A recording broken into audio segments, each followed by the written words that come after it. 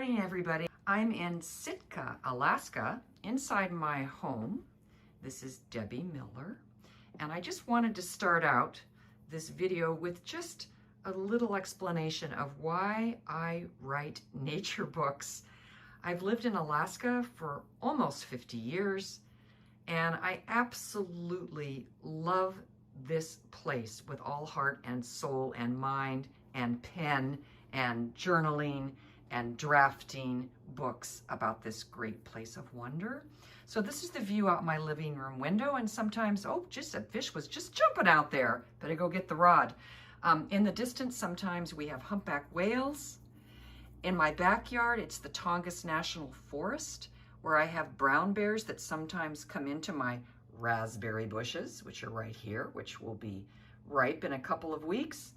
So this is Sitka, which was the very first capital of Alaska, and 9,000 people, only 14 miles of road. My office, I've got a couple of them. One that's my chaotic archival office upstairs, and then if we come into the kitchen, this is where it all happens. Quotes on the refrigerator to inspire me. And of course, I like to bake, so we've got some fresh pumpkin bread on a Saturday morning. And then I'm close to the coffee pot for writing. And the subject today is my new book, Glaciers Are Alive, illustrated by John Van Zyl. And what a wonderful opportunity I've had to work with John. This is our 12th children's book, so we've made it to the dozen mark. He's a fabulous artist. And then Charles Bridge Publisher. What a great publisher. Thank you so much, Charles Bridge, for actually producing this book and creating it. Great team of editors.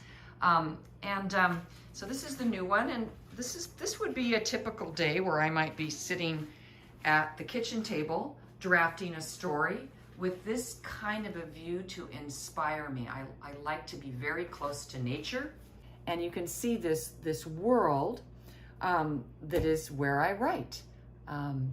So it all starts with the journal. This takes a lot of work to write a children's book or an adult book. And the Glacier book is based on my adult book, A Wild Promise, which I spent 5 years researching this amazing place in Prince William Sound. And I interviewed scientists, and I camped right at the foot of these tidewater glaciers where I could see wildlife galore, from sea otters and harbor seals having their baby pups on these giant icebergs, to humpback whales that like to feed on the krill and the herring. And it's the tidewater glacier that actually enriches the ocean by bringing minerals from the mountains that it's carving through into the sea.